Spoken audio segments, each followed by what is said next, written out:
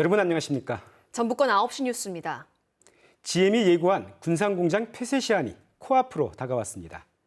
벼랑 끝으로 내몰리고 있는 전북 경제에 대한 위기감이 큰데요. 전북을 위해 그리고 전북 도민들을 위해 지방선거에 나섰다는 출마자들은 이 위기를 어떻게 극복하고 새로운 희망을 만들어갈지 아무런 답도 내놓지 않고 있습니다. 첫 소식 오중호 기자입니다. 사장실 점거 등 노사 갈등 격화로 한국 GM 정상화는 산 넘어 산입니다. GM이 오는 20일을 부도기한으로 예고하면서 군산 공장을 살릴 수 있는 시간도 촉박합니다. 그런 자료들 정확히 줘서 이 중에서 정확히 얼마 금액을 절감하겠다 얘기를 해주면 우리도 얼마 금액 정확하게 얼마 금액까지 우리도 고통분담하겠다. 2주 앞으로 다가온 남북 정상회담. 정부가 매일 부처별 점검을 하며 공을 들이고 있는 가운데 남북 간 지역 교류 재개를 바라는 도민들의 기대감도 큽니다. 이와 함께 휘청거리고 있는 전북 경제에 대한 우려감도 날로 커지고 있습니다. GM 사태와 관련해서 정부는 군산 특별 위기 지역을 지정한 뒤 노사 임단협은 일단 지켜보는 상황. 자율적으로 맡기지 정부에서 개입하면 오히려 협상을 더 뒤로 미룰 수가 있어서 노사 문제는 회사하고 노사 문제다 그렇게 알고 있습니다. 지방선거를 앞둔 정치권 일각에선 민생은커녕 정쟁만 일삼으며 혼탁 과일 선거까지 부추기고 있습니다. 전라북도 역시 GM 군산공장과 함께 지역 경제를 이끌어온 군산조선소의 재가동은 아직 요구도 못했습니다. 2, 3년 동안 버텨줄 수 있는 힘이 필요한데 이 힘을 지방정부가 어떻게 만들어줄 건지 그리고 이런 힘이 될 수 있는 정책이나 이런 걸 가지고 있는지. 숨가쁜 정치 일정 속에 자칫 전북 경제 회생을 위한 골든타임을 놓치는 것 아닌지 우려가 큽니다. KBS 뉴스 오중호입니다. GM은 한국 GM 노조가 오는 20일까지 사측 자구안을 수용하지 않아 한국 정부 자금 지원을 기대할 수 없게 되면 사실상 파산 선언인 법정 관리를 택할 것으로 알려졌습니다. 법정 관리에 들어가면 회생 절차를 밟게 되더라도 대규모 구조 조정이 불가피합니다. 이달 초에는 초여름 날씨처럼 따뜻하더니 며칠 뒤에는 갑자기 초겨울 같은 추위가 몰아쳤죠. 변덕스러운 날씨에 배, 인삼 같은 농작물이 냉해를 많이 입어 농민들 걱정이 큽니다. 이지현 기자가 취재했습니다. 흰 꽃이 만개한 배밭. 화사해 보이지만 멀쩡한 꽃을 찾기 힘듭니다. 냉해로 암수술은 누렇게 변했고 씨방은 까맣게 타 열매를 맺을 수 없게 됐습니다. 눈이 흩날리면서 영하로 떨어져서 피해가 전반적으로 90% 이상 피해를 입었습니다. 인삼 주산지 진안에선 1, 2년근부터 수확을 앞둔 4년근 삶까지 냉해가 속출했습니다. 지난 10일까지 파악된 전북 지역 농작물 냉해는 배와 사과, 인삼밭 등 134만 제곱미터에 달합니다. 지난달부터 평년보다 따뜻한 날씨가 이어지더니 이달 초 26도를 넘는 고온에 비까지 내리면서 농작물들이 웃자랐습니다. 이후 불과 사나흘 만인 지난 7일과 8일 기습적인 추위가 찾아와 피해를 키웠습니다. 여기에다 다음 달 초까지 영하의 꽃샘 추위가 이어질 수 있습니다. 찬바람이 정체되지 않도록 바람을 불어주고 또는 과수원 곳곳에 불을 피워서 따뜻하게 하는. 인삼이나 담배 같은 특용작물은 어린 잎이 덮이도록 복토하거나 방풍망을 설치하고 고추 같은 채소류는 가림막을 덮거나 이미 냉해를 입은 경우 다시 심는 것까지 고려해야 합니다. 또 자치단체 보조금을 활용해 농작물 재해보험에 가입해 대비하는 방안도 필요합니다. KBS 뉴스 이지현입니다. 세월호 참사 4주기를 앞두고 전북교육청은 오늘 저녁 학생과 학부모 등 600여 명이 참석한 가운데 추념식을 했습니다. 전북 지역 학교들마다 세월호 계기 교육과 함께 노란 리본 달기 등 다양한 추모 활동이 펼쳐지고 있습니다. 전라북도 산하기관인 전북연구원에서 연구원 채용에 비리가 있었다는 신고가 국민권익위원회에 들어왔는데요. 전라북도가 감사를 한 뒤 문제 없다는 결론을 내렸지만 내홍은 가라앉지 않고 있습니다. 김진희 기자가 보도합니다. 지난해 11월 국민권익위원회로 전북연구원의 채용에 비리가 있었다는 신고가 접수됐습니다. 도지사가 선거 캠프 출신 2명을 연구원으로 채용하도록 압력을 넣었다는 내용이었습니다. 당시 공공기관들의 채용비리 특별감사를 대대적으로 진행하던 권익위.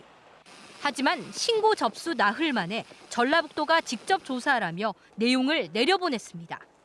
결국 산하기관 감사를 당사자인 전라북도가 직접 진행했고 문제 없음으로 결론지었습니다.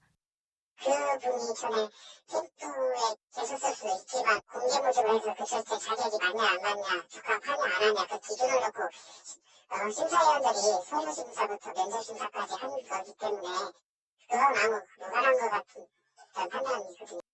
이에 전북연구원 내부에서는 이른바 낙하산 인사라고 반발하면서 조직 갈등이 깊어졌습니다. 인권 침해 진정에 이어 채용비리 의혹 고발로까지 번지자 전라북도는 전북연구원을 찾아 입단속에 나섰습니다.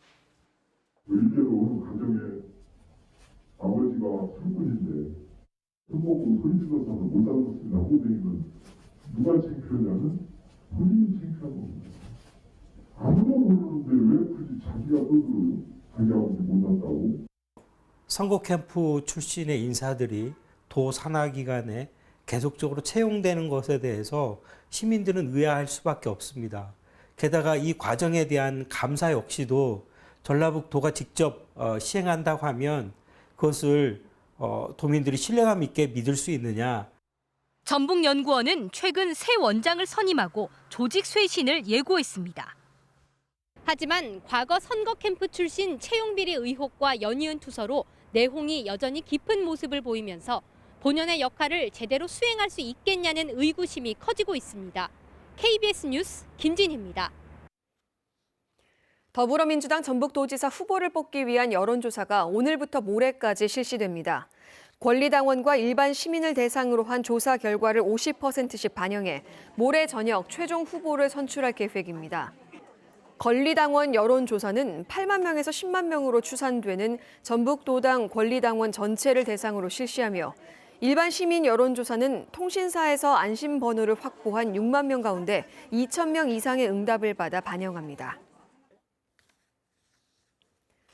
더불어민주당 전북도지사 후보 경선에 나선 김춘진 예비후보는 송하진 지사가 예비후보 등록을 하지 않고 현직에 있으면서 선거사무소를 둔 것은 공직선거법 위반이라며 전주지검에 고발장을 냈습니다. 송하진 지사 측은 선거사무소가 아닌 경선준비사무실이며 중앙선거관리위원회로부터 관련법에 저촉되지 않는다는 답변을 받았다고 밝혔습니다.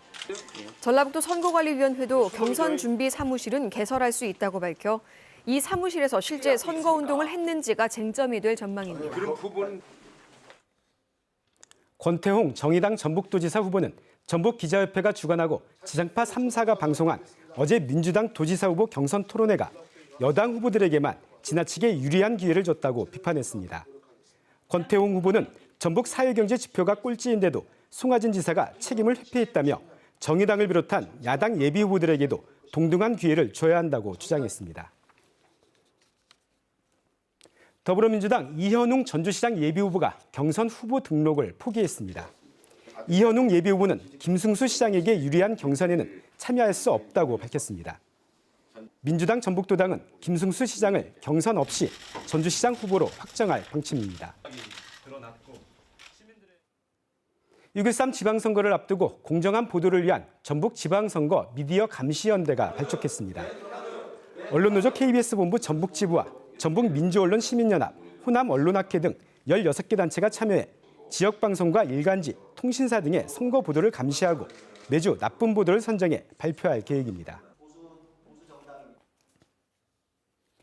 지역 연극인들의 축제 전북연극제가 전주와 군산에서 일요일까지 열립니다. 미투 운동으로 몸살을 앓고 있는 전북연극계가 아픔을 딛고 다시 일어서는 계기가 될 수 있을까요? 문화 현장 조선우 기자입니다. 쓰는 돈만으로도 오그리면 점이 되고 세우면 직획이 되며 열정적인 눈빛과 몸짓, 객석을 향한 외침이 무대를 메웁니다. 조선시대 전주와 완주를 돌며 명피를 남긴 창암 이삼만 선생의 일대기. 일찍이 전북예술을 이끈 창암의 삶을 극으로 만납니다. 이 지역 인물이시고 또 이 지역의 또 소리도 강하고 이러다 보니까 이제 소리꾼과의 예술가적 동방제 관계인 이런 부분들을 조금 더 부각을 시켰고 이 극은 올해로 34도를 맞은 전북 연극제의 초연작. 올해 연극제에는 4개 극단이 참여해 1년여 동안 야심차게 준비한 창작극을 모두 무료로 선보입니다. 예인의 삶과 애환, 변치 않는 가족의 사랑과 우애가 배우들의 열연으로 재탄생합니다. 뭔가 의미를 생각하려고 하지 말고 그냥 공연 자체에서 보여지는 그대로 보고 느껴지는 것 그대로 보고 그렇게 가셨으면 좋겠어요. 최우수 작품은 오는 6월부터 열리는 제3회 대한민국 연극제에 출전합니다. 지난해에는 극단 명태가 금상을 수상했지만 미투 논란으로 해체되면서 연극계의 사기도 꺾인 상황. 앞으로 저희들이 이제 짊어져야 할 숙제일 것 같아요. 그렇지만은 또 그런 친구들 한 명씩 더 보듬어 주면서 이런 작품들을 다 하고 있습니다. 어려움을 딛고 무대에 오른 전북의 연극인들. 그들이 전하는 희망과 소생의 메시지는 오는 일요일까지 이어집니다. 전북 연극제로 놀러오세요. KBS 뉴스 조선우입니다. 전라북도는 농촌 경제를 활성화하기 위해 오는 2020년까지 90억 원을 들여 25개 농공단지의 도로, 배수로 등 기반시설과 가로 등 소화전 같은 안전시설, 화장실, 주차장 등 편의시설을 단계적으로 정비할 계획입니다. 전북 지역 농공단지 55개 가운데 조성한 지 15년이 넘은 노후단지는 58%인 32개입니다. 중소벤처기업부에 따르면 지난 2월 전북 지역 신설 법인은 268개로 지난해 같은 달보다 1.1% 감소했습니다. 전달보다는 32개, 10.7% 줄었는데 조선과 자동차 산업 위기로 지역 경기가 침체됐기 때문으로 분석됩니다. 오늘 열린 전주문화특별시 지정을 위한 정책 세미나에서 송재호 대통령 직속 지역발전위원장은 전주문화특별시 지정이 균형 잡힌 대한민국을 만드는 데 의미가 있다고 말했습니다. 원광대 원도연 교수는 전주문화특별시가 전북 발전을 앞당길 수 있는 계기가 될 수 있다고 주장했습니다. 참석자들은 문재인 대통령이 대선 공약으로 약속한 전주문화특별시 지정과 지원특별법을 조속히 제정할 것을 촉구했습니다.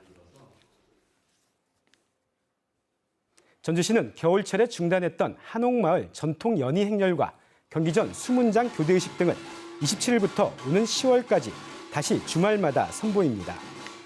한옥마을 전통 연희 행렬은 전주 기점놀이와 전통 민요 등으로 구성하고 경기전 수문장 교대의식은 취타대 연주와 행진으로 진행합니다. 농림축산식품부 청년창업농 영농정착 지원사업에 전북 지역 예비청년 농업인 176명이 선발됐습니다.